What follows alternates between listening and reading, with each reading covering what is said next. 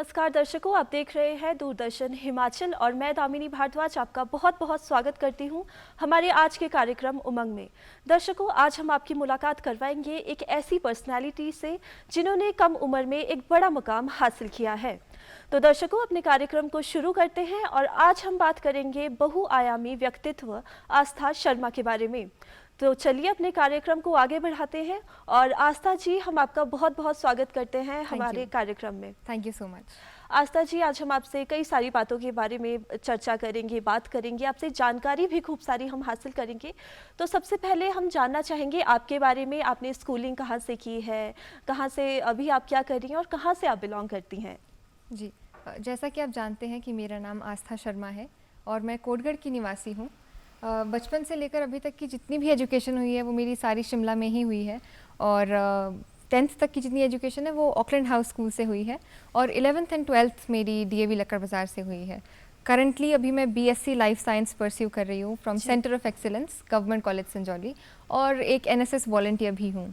जी, very good. अभी आपने बताया कि आपकी स्कूलिंग जो है ऑकलैंड से हुई है, उसके बाद 11th-12th आपने कहीं और से की है। तो हम जानना चाहेंगे ड्यूरिंग जब आप स्कूल में थी, स्कूल डेज, आपका किन किन चीज़ों में ज़्यादा रुझान था या किन एक्टिविटीज़ में आप पार्टिसिपेट करती थी? जी, स्कूल से ही मैं काफ़ी ज़्यादा करिकुलर एक्टिविटीज़ में एक्टिव रही हूँ, चाहे वो डिबेट्स हों, एलोक्यूशंस हों, प्लेज एंड ड्रामाज या कुछ भी स्टेज से रिलेटेड हो, मुझे उसमें काफ़ी रुचि रही है और मैं टीचर्स का भी अपने बहुत शुक्रगुजार हूँ कि उन्होंने मुझे उस लायक बनाया कि मैं स्टेज कर पाऊँ और मेरी स्किल्स को ब्रश अप किया। जी, वेरी गुड। अब हम आपसे बात करना चाहेंगे आपकी अचीवमेंट के बारे में कि आपने इतनी कम उम्र में इतनी बड़ी अचीवमेंट कैसे हासिल की। आप हमें अपनी ज़ुबानी कुछ अपनी अचीवमेंट के बारे में बताएं। जी, जैसा कि आप जानती ही हैं कि मैं नेशनल यूथ पार्लियामेंट राष्ट्रीय युवा संसद 2023 की विजेता हूं और ये एक डेक्लेमेशन कंपटीशन, एक भाषण प्रतियोगिता है जो भारत के संसद भवन में, वहाँ के सेंट्रल हॉल में इसका वेन्यू रहता है। और सब सोचने वाली बात तो ये है कि ये कंपटीशन करवाने की आवश्यकता क्या है, क्योंकि हम सब जानते हैं कि पार्लियामेंट का एक मेंबर बनने के लिए एक एज क्राइटेरिया है। हमें 25 तक की एज तक होना पड़ता है, तभी हम एक मेंबर ऑफ पार्लियामेंट बन सकते हैं। लेकिन ये प्रश्न ये उठता है क्योंकि यूथ में जो एनर्जी होती है वो अलग ही लेवल पर होती है, जो एंथुजियाज्म होता है, तो उनकी आवाज़ को एक प्लेटफॉर्म दिया जाए, ये बहुत ज़रूरी था। तो ये उसी का एक उत्तर है और देश भर से जितने भी राज्य हैं वहाँ से प्रतिनिधि चुन के आते हैं और इस भाषण प्रतियोगिता में अपना पार्टिसिपेशन करते हैं। जी, वेरी गुड। पहले तो हम आपको बहुत बहुत बधाई देते हैं आपकी इस अचीवमेंट के लिए और साथ ही हम जानना चाहेंगे कि जैसे हमें पता है 25 ईयर से अबव ही जो है हम मेंबर बन सकते हैं या पार्टिसिपेट कर सकते हैं, तो हम आपसे जानना चाहेंगे कि क्या प्रोसीजर है, किस तरह से आपने इतनी कम उम्र में भाषण दिया और आप विजय रहीं, तो किस तरह का प्रोसीजर रहता है ये? आपको सबसे पहले तो NYKS नेहरू युवा केंद्र, या तो आप उनसे जुड़ सकते हैं, अपने जो आपके डिस्ट्रिक्ट ऑफिसर्स हैं, या फिर आप एक NSS वॉलंटियर हो सकते हैं, क्योंकि ये ministry of youth affairs and sports organize करवाता है along with NYKS and NSS। तो अगर आप एक NSS वॉलंटियर हैं या अपने NYKS ऑफिसर से जुड़े हुए हैं तो वहीं से आपको इसकी इन्फॉर्मेशन मिलेगी। और ये अलग अलग लेवल्स पर ये कंपटीशन होता है। पहले स्टेट लेवल, डिस्ट्रिक्ट लेवल पे होता है, फिर स्टेट लेवल पे होता है और फिर नेशनल लेवल पे होता है। और हिमाचल में ये वर्चुअली हुआ था। हर स्टेज पे अलग अलग टॉपिक्स रहते हैं और डिस्ट्रिक्ट से, क्योंकि जैसे हमारा यहाँ पे 12 डिस्ट्रिक्ट्स हैं हिमाचल में, तो हर डिस्ट्रिक्ट से 2 लोग सिलेक्ट होकर स्टेट लेवल तक जाते हैं और स्टेट से 3 लोग सिलेक्ट होते हैं। लेकिन पार्लियामेंट में जाके बोलने का जो अवसर है वो सिर्फ उसे मिलता है जो अपने स्टेट से फर्स्ट आया हो। जी, आपने अभी हमें बताया कि डिस्ट्रिक्ट से अलग अलग जो लोग हैं वो आते हैं, हर डिस्ट्रिक्ट से 2-2 जो है सिलेक्शन होता है। तो किस तरह के टॉपिक रहते हैं? क्या आप खुद सिलेक्ट करते हैं टॉपिक, या डिस्ट्रिक्ट और स्टेट नेशनल लेवल पे अलग अलग तरह के टॉपिक रहते हैं, या आप खुद अपना टॉपिक प्रिपेयर करते हैं या आपको मिलते हैं टॉपिक प्रिपेयर करने के लिए? तो हमें टॉपिक्स दिए जाते हैं, क्योंकि ये कंपटीशन है तो हमें टॉपिक्स दिए जाते हैं। हर स्टेज पे अलग अलग टॉपिक्स दिए जाते हैं। डिस्ट्रिक्ट में अलग होते हैं और स्टेट में अलग होते हैं और नेशनल में कम्प्लीटली डिफरेंट टॉपिक्स होते हैं। और मैं नेशनल की बात बताऊं आपको तो जो नेशनल का जो टॉपिक दिया जाता है वो 24 आवर्स के अराउंड आपको मिलता है। उससे पहले नहीं मिलता आपको, 24 आवर्स के अराउंड ही मिलता है। और एक स्पीच को प्रिपेयर करने के लिए ये एक बहुत ही कम समय है, लेकिन इसमें भी काफ़ी सारी और फॉर्मेलिटीज़ होती हैं, क्योंकि जैसे वहाँ जाते हैं हम तो वहाँ पे रहने का अरेंजमेंट ऑलरेडी वो गवर्नमेंट बेयर करती है पार्टिसिपेंट्स का, तो काफ़ी सारी फॉर्मेलिटीज़ होती हैं। और क्योंकि ये 3 दिन का एक इवेंट है, आपको जैसे हमारा 1 मार्च और 2 मार्च को था कॉम्पिटिशन, तो 28 फेब तक हमें वहाँ पे अराइव होना था, जहाँ पे होटल था, जो वेन्यू था हमारा वहाँ पे। तो वहाँ पे जितनी भी फॉर्मेलिटीज़, क्योंकि वहाँ पे हमें 28 को एक डेमो के लिए ले जाया जाता है, so that we get familiar with the environment. तो वहाँ पे हमें वो फॉर्मेलिटीज़ करने में भी काफ़ी टाइम लगता है, तो स्पीच आपको ओवरनाइट ही प्रिपेयर करनी पड़ती है। तो मतलब कहने का ये है कि नेशनल लेवल पे आपको सिर्फ 24 घंटे मिलते हैं अपने टॉपिक को रेडी करने के लिए। तो अब हम अगर टॉपिक की बात कर रहे हैं तो हम आपसे जानना चाहेंगे कि आपके डिस्ट्रिक्ट लेवल पे क्या टॉपिक रहे हैं, स्टेट लेवल पे क्या टॉपिक रहे हैं, और नेशनल लेवल पे जो जिस टॉपिक में आप विजय रही हैं वो कौन सा टॉपिक था? जी, तो डिस्ट्रिक्ट लेवल पे मेरा जो टॉपिक था वो स्किल डेवलपमेंट से रिलेटेड था, और स्टेट लेवल पे विमेन सेफ्टी था, क्योंकि आज हम देख रहे हैं काफ़ी अवेयरनेस हो गई है इस टॉपिक पे, लेकिन फिर भी एक टॉपिक ऐसा है ये जिस पे बात करना इम्पॉर्टेंट है और ज़रूरी है। तो यही सोच के मैंने स्टेट लेवल के लिए विमेन सेफ्टी चूज़ किया था। और नेशनल लेवल पे skill shared future youth in democracy and governance, ये मेरा टॉपिक था। जी, वेरी गुड। और नेशनल लेवल पे अगर हम बात करें तो किस टॉपिक, जो क्या टॉपिक है जिसने आपको जो है फर्स्ट प्राइज़ जिताया? जी, तो जैसा कि मैंने आपको बताया कि shared future youth in democracy and governance ही मेरा टॉपिक था। और इसमें से क्योंकि ये टॉपिक एक ऐसा टॉपिक है जो बहुत वास्ट है, तो इस पे बातें बहुत सारी की जा सकती हैं, लेकिन वो इम्पॉर्टेंट पॉइंट्स होना आपकी स्पीच में बहुत ज़्यादा ज़रूरी है। बिल्कुल। तो विजयी मैं क्यों हुई, इस बात का तो मैं नहीं आपको बता सकती हूँ, क्योंकि लेकिन एक सेल्फ क्रिटिकल अप्रिसिएशन अगर की जाए तो आई बिलीव जो रेलेवेंस है टॉपिक से रिलेटेड, अगर आप एग्जैक्ट वही करते हैं जो आपसे पूछा जा रहा है, तो निश्चित रूप से आप विजयी रहेंगे। जी, आस्था, हम आपसे जानना चाहेंगे कि आपने ये टॉपिक है, इतना वास्ट टॉपिक है, क्या आपकी एक पॉइंट ऑफ व्यू रहा था, क्या सोच के आपने या किन चीज़ों ने आपको मोटिवेट किया कि अपनी स्पीच में आप कुछ ऐसे पॉइंट्स डालें जो एक ही डायरेक्शन में जा रही हो, और जिसने आपको फर्स्ट प्राइज़ जिताया? ऐसी क्या चीज़ें थी जो आपके दिमाग में चल रही थी, या किन चीज़ों ने आपको मोटिवेट किया उस टॉपिक में वो पॉइंट्स डालने के लिए? जी, तो जैसा कि ये टॉपिक अपने आप में ही एक बहुत ही खूबसूरत टॉपिक है, क्योंकि नेशनल यूथ पार्लियामेंट भी इसी टॉपिक के अराउंड रिवॉल्व करता है, ऐसा मुझे लगा, क्योंकि at the end of the day youth से रिलेटेड ही है नेशनल यूथ पार्लियामेंट भी, और मेरा टॉपिक भी उसी से रिलेटेड था। तो इससे बेटर टॉपिक मुझे नहीं लगता वहाँ पे हो सकता था कि मैं इसे चूज़ करूँ। और अगर मैं अपनी पूरी जर्नी के उससे कहूँ, क्योंकि आप जो भी करते हैं अपनी लाइफ में कहीं ना कहीं वो रिफ्लेक्ट करता है कि आप कहाँ से आए हैं और आपने क्या किया है। तो इसकी इंस्पिरेशन जो भी स्पीकिंग की है वो मेरे पापा ही रहे हैं हमेशा से। और क्योंकि वो भी अपने स्कूल और कॉलेज डेज में काफ़ी स्टेज करते थे, तो उन्हीं को सुन के कहीं ना कहीं मेरे अंदर ये इंटरेस्ट जागा है, और मैंने स्टेज की तरफ अपना इंटरेस्ट डेवलप किया। और साथ ही साथ क्योंकि मुझे ऐसा लगता है कि जो हमारे टीचर्स होते हैं वो भी कहीं ना कहीं स्पीकर्स होते हैं। तो अपने स्कूल से, जैसा मैंने आपको बताया कि मैं काफ़ी एक्टिव थी करिकुलर एक्टिविटीज़ में, तो हमारी जो प्रिंसिपल हैं और जितने भी टीचर्स हैं उन्हें सुन के उनसे इंस्पायर हो के ही मैंने स्पीकिंग में अपना इंटरेस्ट डेवलप किया। जी, वेरी गुड। अब हम बात करेंगे, जैसे आपने टॉपिक स्पीकिंग, हम अगर टॉपिक ले तो स्पीकिंग के लिए हम देखते हैं कि कई लोग नर्वस हो जाते हैं, पॉइंट्स कैसे बनाने हैं, किस तरह से इतनी स्पीच को आगे बढ़ाना है, किस तरह से डिलीवर करना है।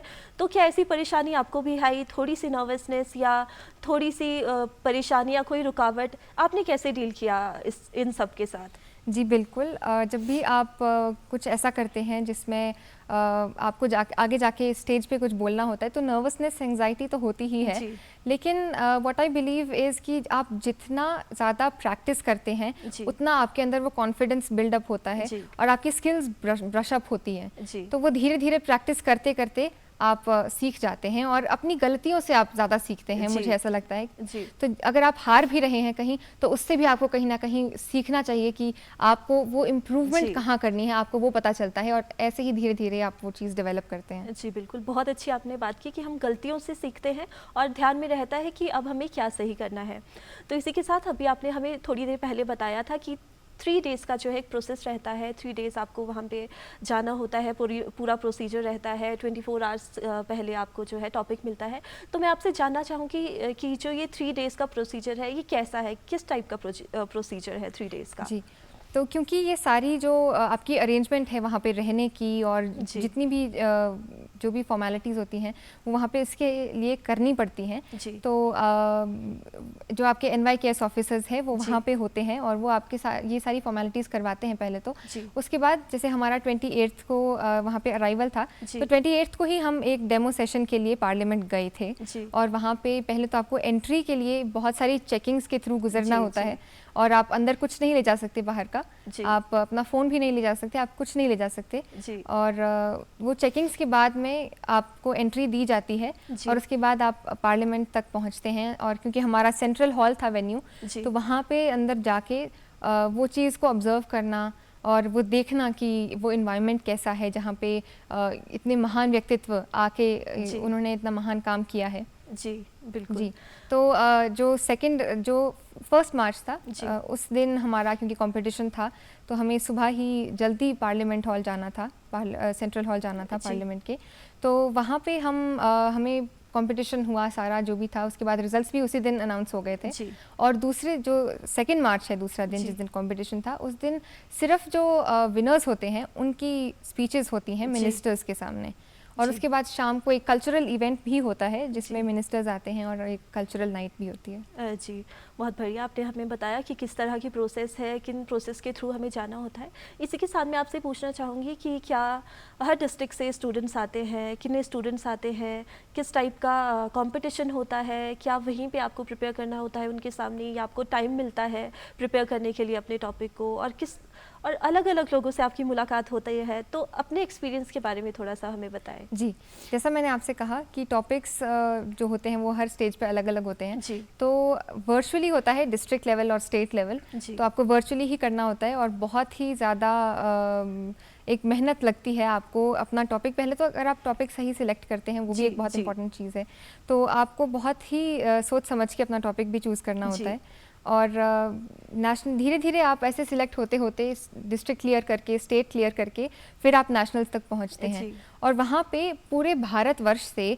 जितने भी राज्य हैं वहाँ से अलग अलग स्टेट्स से पार्टिसिपेंट्स आते हैं। जी। तो उनसे इंटरैक्ट करना भी अपने आप में एक बहुत ब्यूटीफुल एक्सपीरियंस है। जी। उनका कल्चर को एक्सपीरियंस करना और वो उनके बारे में जानना। जी बिल्कुल, आपने अभी बताया कि अलग अलग टॉपिक्स रहते हैं, तो हम जानना चाहेंगे आपने इतने 3 लेवल्स पे, हम बोलेंगे कि डिस्ट्रिक्ट, स्टेट और आपने नेशनल लेवल पे इतने बड़े टॉपिक्स जो है तैयार किए थे, क्या किसी ने आपकी मदद भी की, क्या किसी ने हेल्प की, या कहीं से आपने हेल्प ली हो, या किसी ने आपको मोटिवेट किया हो कि आपको ये भी इंक्लूड करना चाहिए, क्या किसी तरह की आपको मदद मिली है कहीं से, या आपने कहीं से हेल्प ली हो? जी जी बिल्कुल।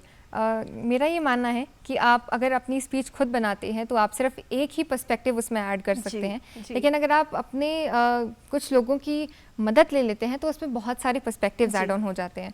तो बिल्कुल मैंने हेल्प ली थी और नेशनल के लिए मैंने हेल्प ली थी। हमारी NSS प्रोग्राम ऑफिसर हैं डॉक्टर कामायनी बिष्ट, उनकी हेल्प ली थी, और मेरी स्कूल फ्रेंड है, कॉलेज फ्रेंड्स है, मैंने इनकी हेल्प ली थी। लेकिन at the end of the day क्योंकि ये कंपटीशन है तो आपको ओरिजिनली प्रेजेंट करना है वहाँ पे, तो आपका जो स्ट्रक्चर है स्पीच का और जो इंटायर स्पीच है वो आपको अपने वर्ड्स में कन्वर्ट करनी होती है। एक स्ट्रक्चर आपको खुद से प्रिपेयर करना होता है, आप सिर्फ पॉइंट्स ले सकते हैं।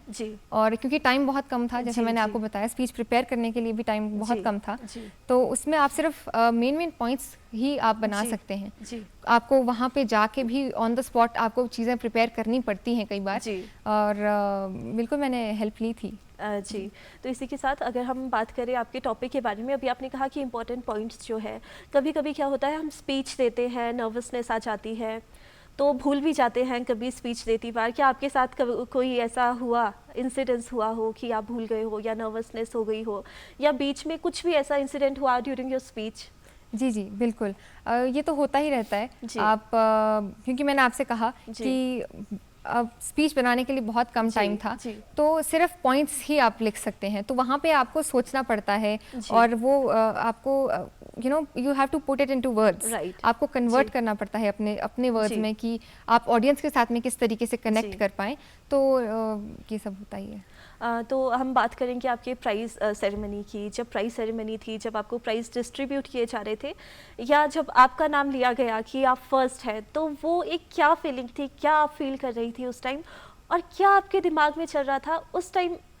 किस तरह की फीलिंग आपको आई या क्या आप सोच रही थी, क्या आपके दिमाग में चल रहा था, ये ज़रा आप हमें बताएं। जी, क्योंकि मेरा जो सोल रीज़न था पार्लियामेंट तक जाने का, वो यही था कि मैं अपने स्टेट को रिप्रेजेंट कर पाऊँ जी। एक नेशनल प्लेटफॉर्म पे। जी।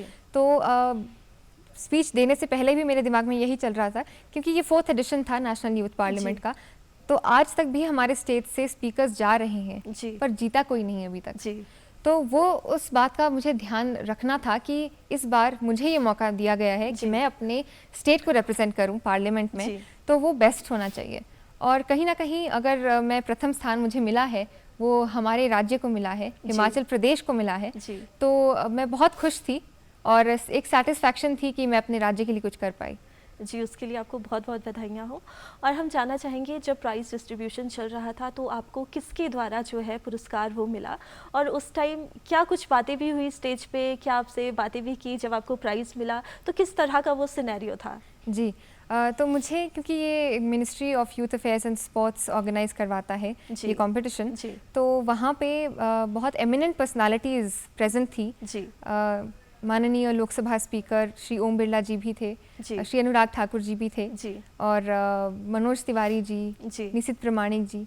जी। तो इतनी बड़ी बड़ी पर्सनालिटीज़ वहाँ पे थी, और मुझे ये जो अवार्ड मिला है वो ओम बिरला जी और अनुराग ठाकुर जी द्वारा मिला है। जी। तो जब मैं वहाँ पे वो अवार्ड लेने के लिए गई, तो अनुराग ठाकुर जी ने मुझसे कहा कि आस्था कहाँ से हो? शिमला से?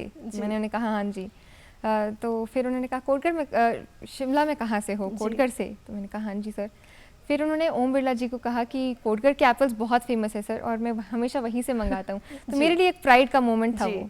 जी, मतलब आपका एक्सपीरियंस जो है काफ़ी अच्छा रहा और काफ़ी बातचीत भी आपकी हुई। तो अब हम बात करेंगे कि वहाँ पे और भी स्टेट से जो है बच्चे आए थे, स्टूडेंट्स आए थे, पार्टिसिपेंट्स आए थे, तो उनके साथ आपका एक्सपीरियंस किस तरह का रहा? क्या बातचीत हुई, क्या एनवायरनमेंट था, किस तरह की बातचीत होती है, या किस तरह का एनवायरनमेंट उस टाइम आपको मिलता है जब आप 3 डेज़ वहाँ पे होते हैं, अलग अलग लोगों के साथ अपनी सोच जो है वो डिस्कस करते हैं, डिस्कशन करते हैं, अपने विचार एक्सचेंज करते हैं, तो किस तरह का वो सिनेरियो था दूसरे बच्चों के साथ इन 3 दिनों में?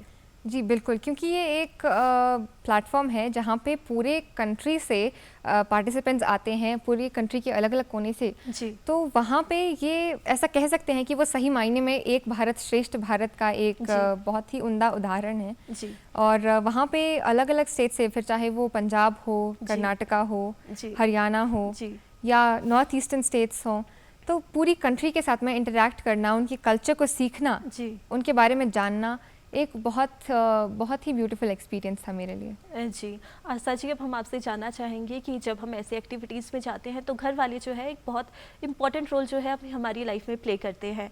तो जब आपने पार्टिसिपेट किया, आपका सिलेक्शन हो गया, तो घर वालों का कैसा रिएक्शन था और किन किन लोगों ने आपको बहुत ज़्यादा सपोर्ट किया, और क्या रिएक्शन था लोगों का, आपकी फैमिली का, जब उन्हें पता चला कि आप फर्स्ट आ गई हैं, या तब जब उनको पता चला कि आप सिलेक्ट हो गई हैं स्पीच देने के लिए वहाँ पर? जी, तो मैं अगर स्टेट लेवल की बात करूं पहले तो, क्योंकि मुझे जब ये, क्योंकि वर्चुअली हुआ था, तो वर्चुअली जिस दिन हुआ उसी दिन शाम को मुझे HL शर्मा सर का कॉल आया था, और उन्होंने मुझसे कहा था कि मैं सिलेक्ट हो गई हूँ एज अ स्पीकर। तो पहले तो यही मोमेंट मेरे लिए बहुत बड़ा था कि मैं अपने स्टेट को रिप्रेजेंट कर पाऊँगी पार्लियामेंट में। लेकिन साथ ही साथ कहीं ना कहीं एक सेंस ऑफ रिस्पॉन्सिबिलिटी भी आ गई कि मैं अपने स्टेट को रिप्रेजेंट कर रही हूँ, तो वो ड्यूटी है मेरी कि मैं उसे जितना बेहतर बना सकूँ उतना अच्छा है। उन्होंने कहा था कि मुझे जितना भी सपोर्ट चाहिए वो प्रोवाइड करवाएंगे, और मैं बहुत ही खुश थी। उसके बाद क्योंकि मैं एक NSS वॉलंटियर हूँ, तो मेरी यूनिट ने मेरा साथ बहुत दिया है, और मेरे जो NSS प्रोग्राम ऑफिसर्स हैं यूनिट के, डॉक्टर विकास नाथन और डॉक्टर कमाइनी बिष्ट, इन दोनों का भी बहुत ज़्यादा सपोर्ट रहा है थ्रू आउट द जर्नी। और साथ ही साथ जो हमारे प्रिंसिपल हैं डॉक्टर CB मेहता जी, अब रिटायर हो चुके हैं, उनका भी बहुत ज़्यादा सपोर्ट रहा है। जी। और इसके साथ साथ अगर मैं नेशनल लेवल की अगर बात करूं तो जी।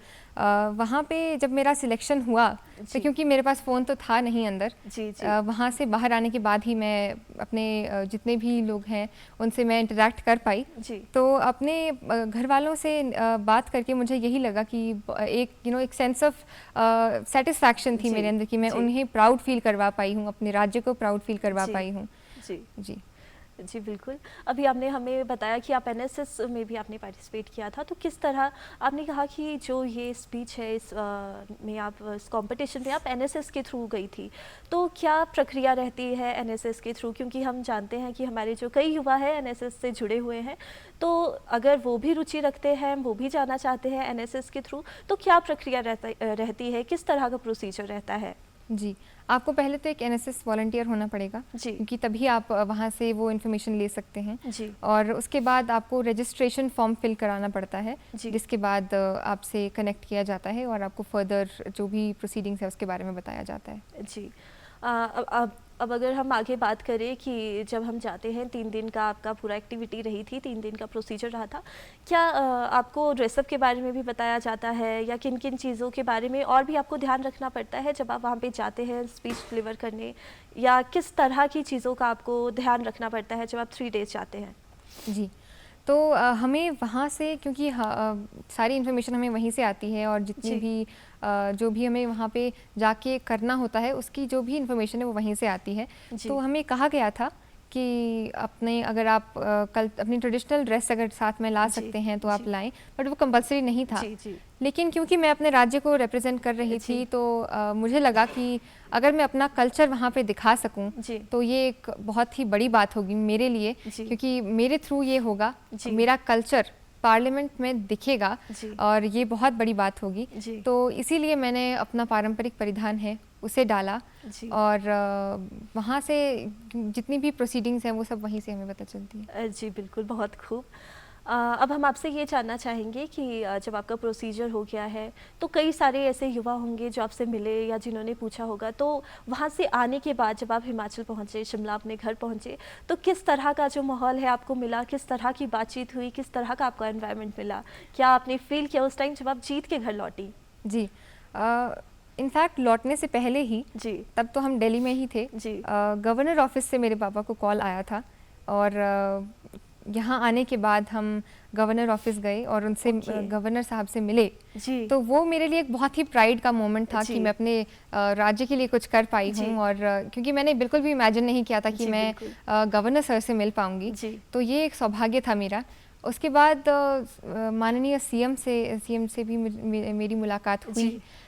एजुकेशन मिनिस्टर हिमाचल प्रदेश से भी मुझे सम्मान प्राप्त हुआ और मेरी यूनिट ने भी मेरा बहुत ज़्यादा वेलकम किया, तो बहुत ही एक खुशी का माहौल था। वेरी गुड, हम बहुत खुश हैं कि आप इस मुकाम पे पहुंची। इसी के साथ बस मेरा एक आपसे सवाल ये रहेगा, जब आप डिलीवरी दे रही थी स्पीच की, इतने सारे लोग वहाँ पे आए थे, इतने सारे पार्टिसिपेंट्स वहाँ पे आए थे, आपको क्या लगता है कि ऐसे क्या आपके पास पॉइंट्स थे या आपके पास क्या ऐसा प्लस पॉइंट था जिन्होंने आपको उन सब से अलग बनाया और जो फर्स्ट प्राइज़ जो है आपको जितवाया? जी, आपकी तो पहले आपकी जो स्पीच है वो बहुत ही ज़्यादा रेलेवेंट होनी चाहिए, ऐसा मुझे लगता है। अगर आप जो आपसे पूछा जा रहा है अगर आप वही प्रेजेंट करेंगे तो डेफिनेटली एक बेहतर स्पीच हो सकती है वो। जी, हम आपसे अब अगला सवाल हमारा यही रहेगा कि बहुत सारे युवा जो है देख रहे हैं हमारे कार्यक्रम को और उन्हें भी बहुत ज़्यादा इंटरेस्ट है स्पीच देने में, बोलने में, पर उन्हें क्या है सही मंच नहीं मिल पाता है, उन्हें सही राह नहीं पता है कि किस राह को चुनना है। तो आप कैसे गाइड करेंगी हमारे युवाओं को कि वो किस तरह से इस चीज़ में पार्टिसिपेट करें, आगे बढ़े और जो स्पीच है स्पेशली इस पर कैसे अपने करियर को बना सकते हैं? जी, आप अगर आप स्कूल से ही देखें, क्योंकि बहुत सारी एक्टिविटीज़ में पार्टिसिपेट किया जा सकता है, बहुत सारे प्लेटफॉर्म्स प्रोवाइड किए जाते हैं स्कूल टाइम पे, तो स्कूल से ही अगर इस चीज़ पे ध्यान दिया जाए कि स्टेज किस तरीके से किया पार्टिसिपेट उसमें किया जा सकता है, अलग अलग एक्टिविटीज़, जैसे मैंने आपको बताया कि मैं डिबेट्स में, एलिक्यूशंस एंड ऑल में पार्टिसिपेट करती थी, तो अगर स्कूल से ही इस चीज़ को डेवलप किया जाए तो धीरे धीरे प्रैक्टिस करते करते वो स्किल डेवलप हो जाती है। जी, बहुत खूब, आपको बहुत बहुत बधाई हो, आप फर्स्ट आई। इसके लिए हमारी शुभकामनाएं आपके साथ हैं और फ्यूचर में भी हम चाहेंगे कि आप और भी बेहतरीन काम करें और बहुत ऊंचा मुकाम हासिल करें। हमें बहुत अच्छा लगा आपसे बात करके और हम आशा करते हैं कि हमारे दर्शकों को भी हमारा कार्यक्रम बहुत पसंद आया होगा और उन्हें भी खूब सारी जानकारी जो है हमारे इस कार्यक्रम के ज़रिए मिली होगी। अब हम आपसे लेंगे विदा, पर आप देखते रहिए दूरदर्शन हिमाचल। नमस्कार।